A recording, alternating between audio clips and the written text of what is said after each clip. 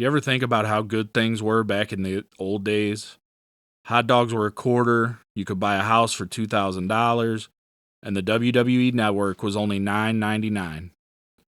We got every episode of Raw, SmackDown, NXT, WCW, ECW, AWA, and WCCW were all featured. It had original content like Legends House and Hawkins and Ryder looking for toys. It had it all. Right now, it seems as if the ownership of WWE is all about the money, and as the American Dream would say, they are putting hard times on their fans. The network has slowly gone away. Raw is already exclusive to Netflix, and they don't even have half the episodes on there. ESPN is getting the pay-per-views, SmackDown is on USA, and NXT is on PBS or CNN or UPN or something. With news of a pay-per-view library on the WWE Network, aka Peacock, going away in a couple of months, we want to help our viewers out. If the network is going away, we want to give you some shows to watch before it's gone for good. Now everyone talks about the big four shows. We all know how great WrestleMania 17, the 1992 Royal Rumble, 2002 SummerSlam, and the 1993 Survivor Series were. So we want to focus on non-Big Four shows. We also want to pay respects to some of the other pay-per-views on the network. So we are going to take a look at our favorite WCW, ECW, NXT, In Your House, and regular WWE pay-per-views. This is going to be a fun list with a great variety of wrestling. So let's stop wasting time and kick this list off with a trip to the land of extreme. Number 5, Guilty as Charged, 1999. I remember asking my dad to let me rent the replay of this show. I didn't get to see a lot of ECW back in the day. I could watch it on some random cable channel at 3 a.m. in the summer, but that was about it. This pay-per-view was a big hit with me. It had all the things that made ECW great. Tajiri and Super Crazy had a great match. The Dudleys had a crazy brawl with New Jack and Spike Dudley. Tommy Dreamer and Justin Credible fought in a Stairway to Hell match. And Sid Vicious was on the show. It also features two of my favorite ECW matches ever. Rob Van Dam battled Lance Storm in an incredible athletic contest for the TV title. In the main event, we would see Taz and Shane Douglas brawl all over the arena. In the end, Taz would end the 406-day reign of the franchise and walk out as the world champion. The match also featured a mid-match run-in by Sabu that was awesome when I was 12 and is still awesome today. Yeah, ECW being on late at night was kind of cool back in the day because you would watch wrestling and then you could turn on the Skinamax. That was you brought back memories with that. So this was actually the first ECW pay-per-view that I watched all the way through after you sent me this list, and I was like, okay, I'm gonna check this out. Things that jumped out to me was I've seen the RVD and Lance Storm match. It's good. I feel like RVD's a guy that every time I go back and watch any of his matches, they're good. Like we've talked many times, I feel like he's probably the most underrated wrestler in the GOAT conversation. But something that jumped out to me, and I wanted to get your opinion on your views, and people in the comments let us know your views on this as well. When it comes to Lance Storm, as a kid, I always thought he was cool. I thought he was good. Watching that match, again, I'm like, this dude's good. It hit me during that match. Was he ahead of his time? I feel like in today's wrestling landscape, he would be over. Where back then, I feel like he never got the proper respect because his mic work was lacking. Yeah, I agree with that. I think that if Lance Storm had been in his prime at the height of, say, TNA and Ring of Honor, I think he would have had a more illustrious career.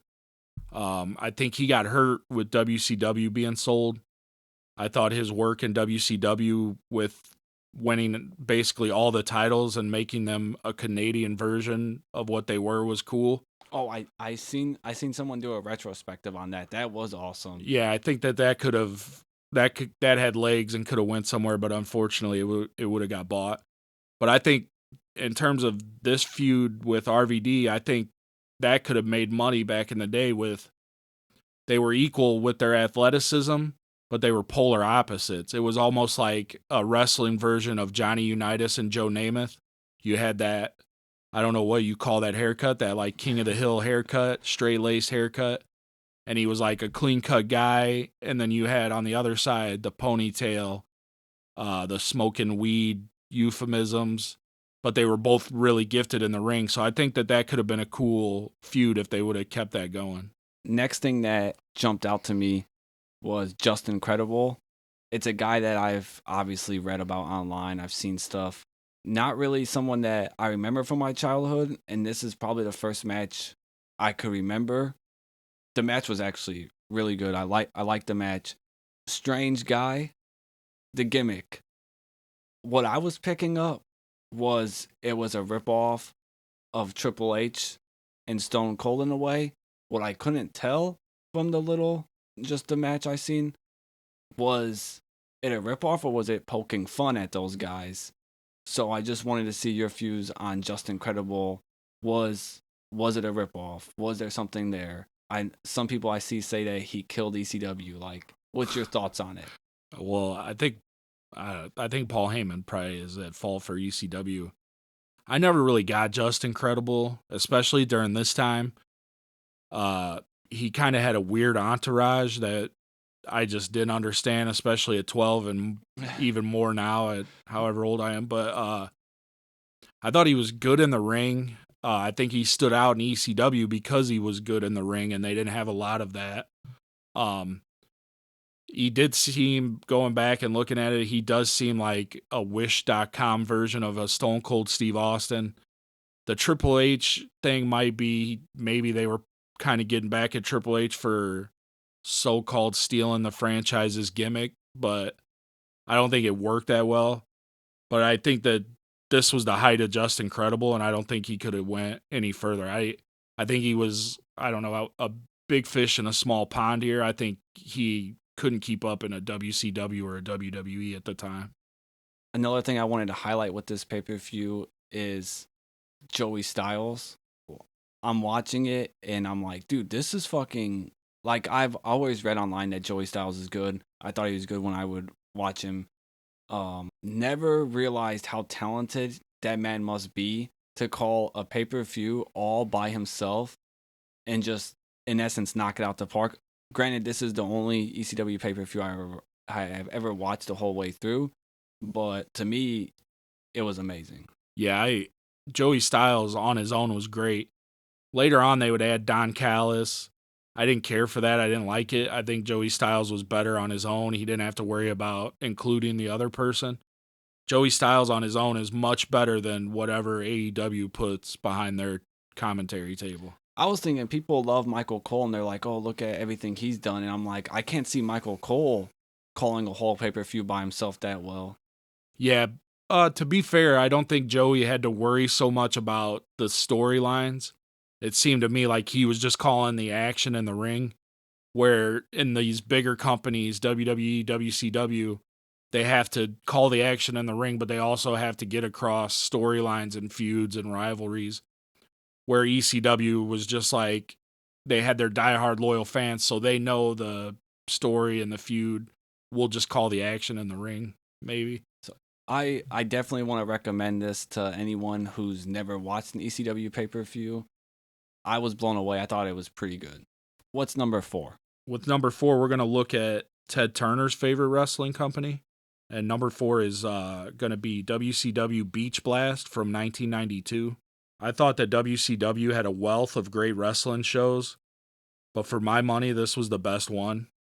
At this time in the early 1990s, WCW had all the tools and talent, and it was highly underrated. This show, you would see the future Raven have a shot at the light heavyweight title against Flying Brian Pillman in a good match. And then the last 4 matches on the card are all great. You get Sting and Cactus Jack battling in a hard-hitting Falls Count Anywhere match. Rick Rude and Ricky Steamboat showed great chemistry and have a thrilling Iron Man match. There's a good 6-man tag match that gives us Dustin Rhodes, Barry Windham, and Nikita Koloff facing the Dangerous Alliance team of Arn Anderson, Steve Austin, and Bobby Eaton. But in the main event, we get one of my favorite tag team matches ever, when the Steiner brothers lock horns with Terry, Bam Bam Gordy, and Dr. Death Steve Williams, also known as the Miracle Violence Connection. Now, I don't know what it means either, but I know it's badass. This is 4 of the baddest mofos around just beating the snot out of each other, and it's my kind of wrestling, and frankly, I think it should be yours as well.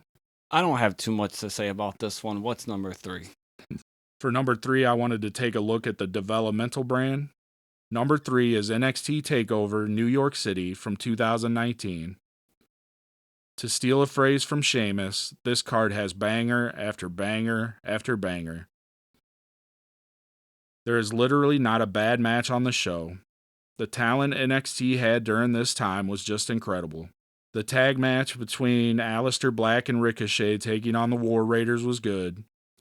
The women's Fatal 4-Way was good.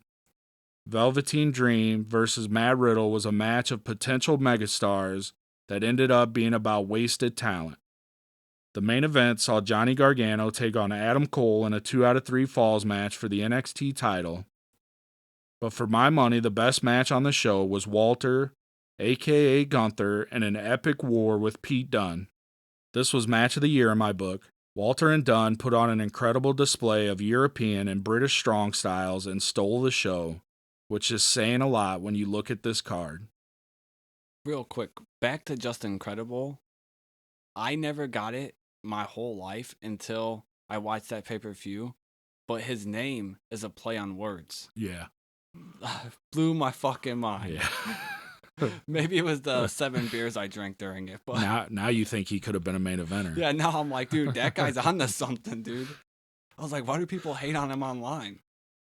All right, things that jumped out to me with this NXT pick. First, the Dream and Riddle thing. I loved what you said about it, and what came to my mind was when we got treated to the John Jones Ryan Bader match when they were both prospects, where we're like, oh shit, these 2 guys, they're gonna fuck. Yeah. And like, obviously, Dream and Riddle had all the talent in the world, but outside stuff, they're not in WWE. They never reached anywhere near the potential I think that WWE had for them, really, or even fans. But I think WWE had high plans for both those guys. Yeah, it's definitely 2 guys that wasted their talent, unfortunately, because this was a future stars match.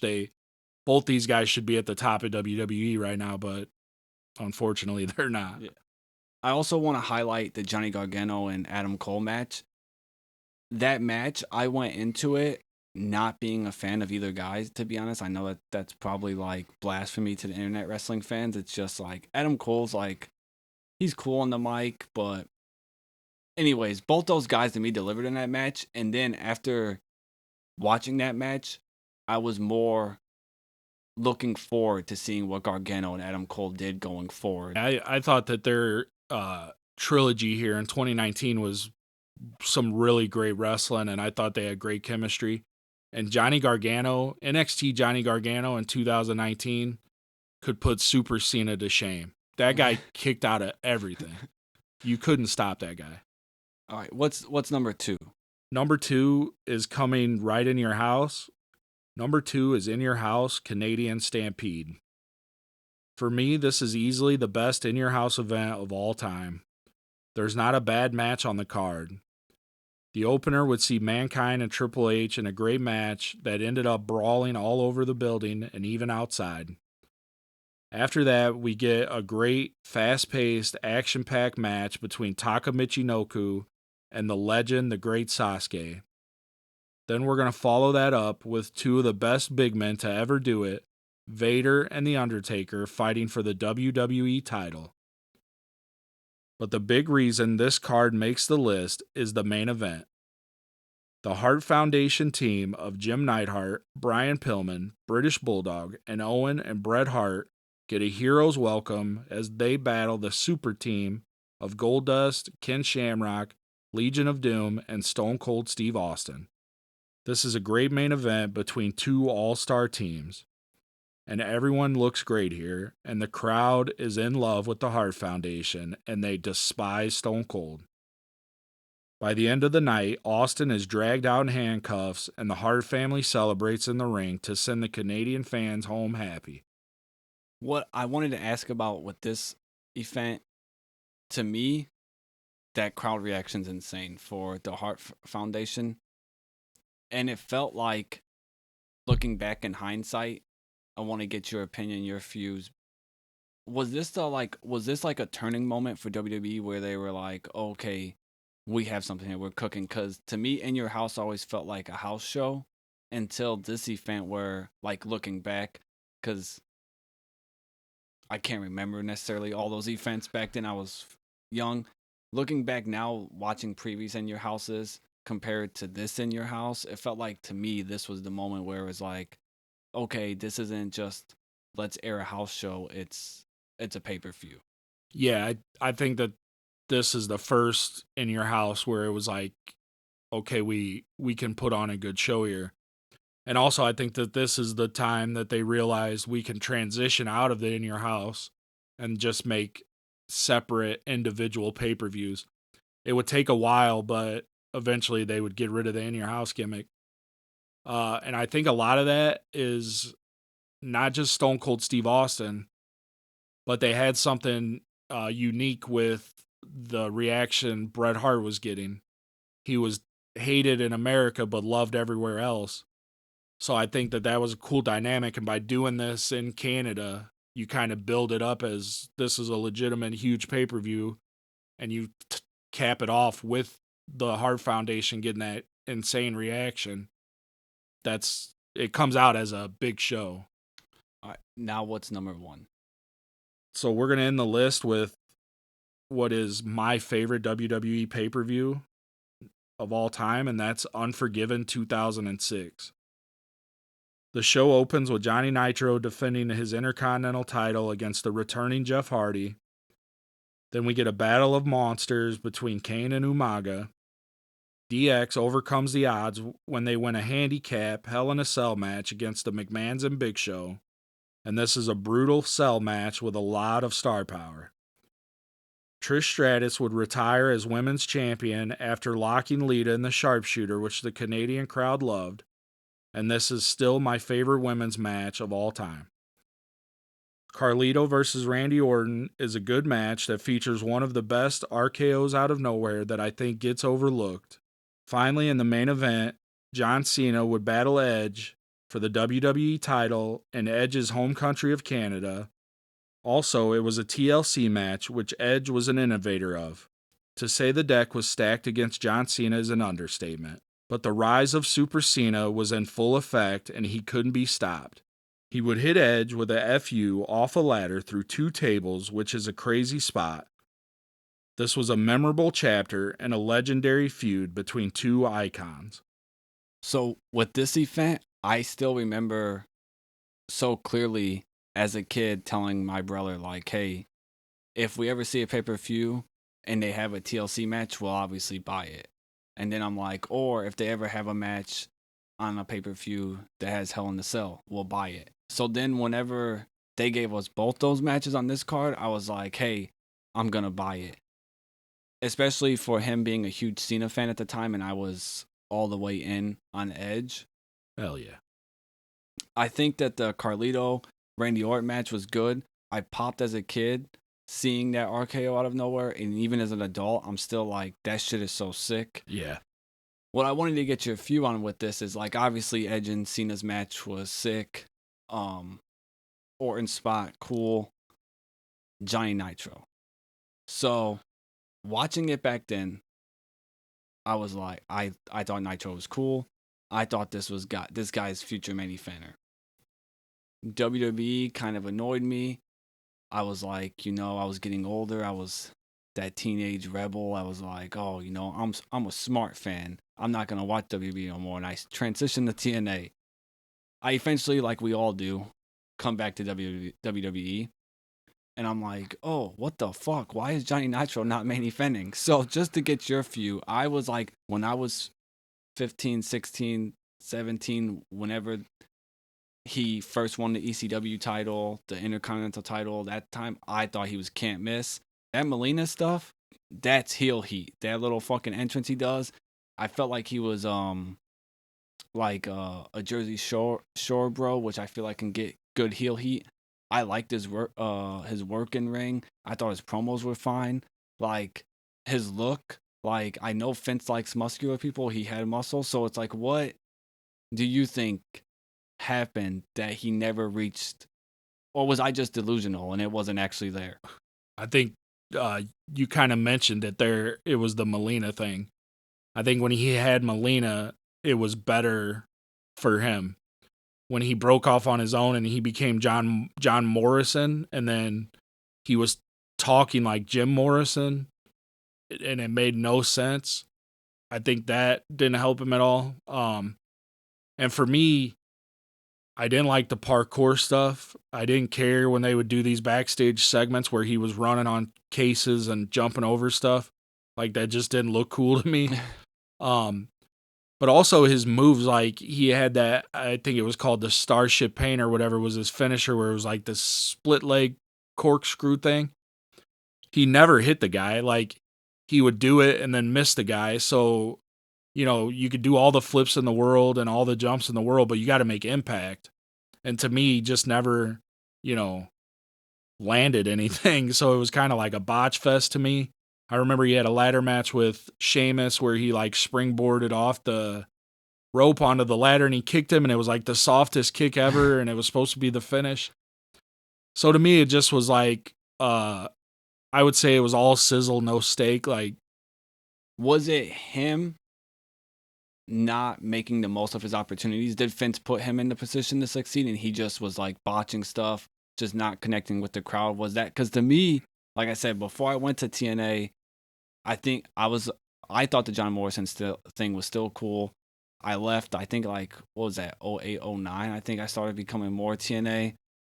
And then I come back and like I would always flip back and forth to Raw to check on stuff, but he never jumped out to me. It didn't seem like they were doing too much with him when I would flip on over there.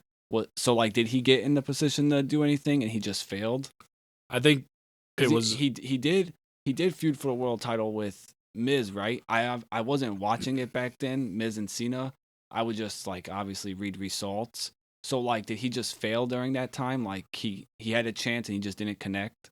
Yeah, I think the Miz thing, there was no chance of him even winning the title. I think he was put there because of their history. They were a tag team, and Miz branched out, so they were kind of playing up this Shawn, Marty Jannetty type of thing, like he left his partner in the dust. I think losing Melina hurt him. I don't think that he, in 2007, I don't think he was ready to stand on his own. I think they could have taken that further and kept that going. And I think he was given opportunities, but he just didn't dropping them. I think that the John Morrison talking like Jim Morrison didn't help because none of it made any sense. I was about to say, he always had the slow motion entrance, right? He didn't always have that. Did he add that with John Morrison? Maybe he did. I can't remember, man. I don't think Eminem had it, but I think that him and Melina had it. Yeah, and then I think he had it. Who knows? This guy was terrible. I didn't like him. The John Morrison thing, that might have been the start of the slow motion thing. I thought that was cool.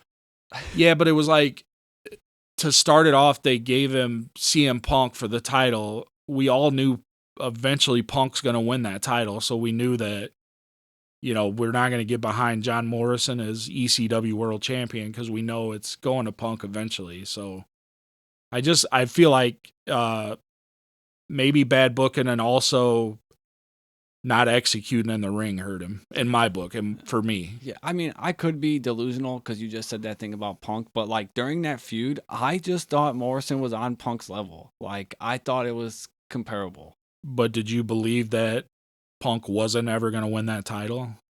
No, I knew Punk was going to win. It was like a very obvious transitional champion.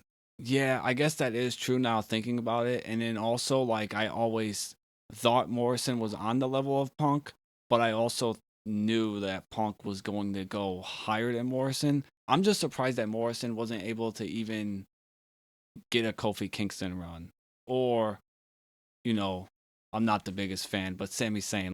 Yeah, I just don't think it's okay to be. I mean, the guy's an Intercontinental Tag Team ECW champion. I don't think he's had a bad career, but it just never got to the level of yeah, the I think main I think event. he reached his potential. I think he did all right. All right, so in the comments, share some of your views on which pay-per-views people should check out before the WWE Network, aka Peacock, gets rid of the library.